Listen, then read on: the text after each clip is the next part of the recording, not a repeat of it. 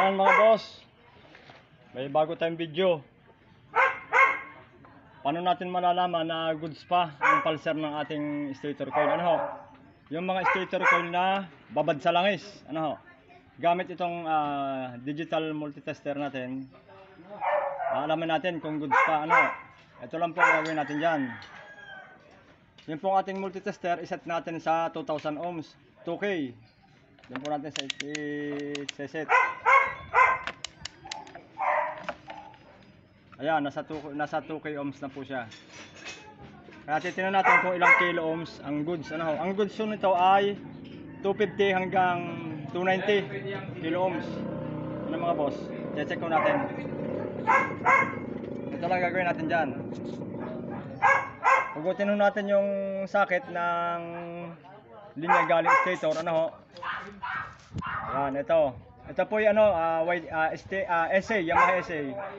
Yun yung pula ng ating multitester, ilalagay natin sa kulay puti na wire.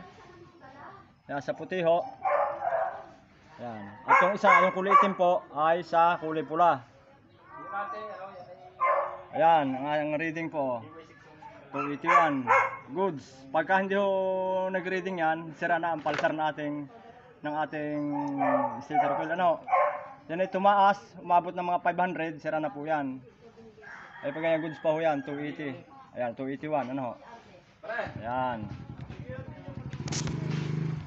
Ngayon naman po, sa dry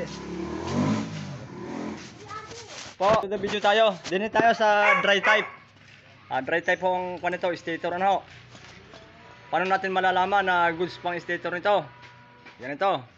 Yan pong wire galing stator, mayroon, hanapin nyo yung kulay blue, isa na may stripe na white, at yung kulay green, yun lang yung i-tester natin dyan. Ano po, ang positive po, ang pula, itong asul, negative yung green. Ang goods nito ay nag-range ito ng 130 hanggang 180.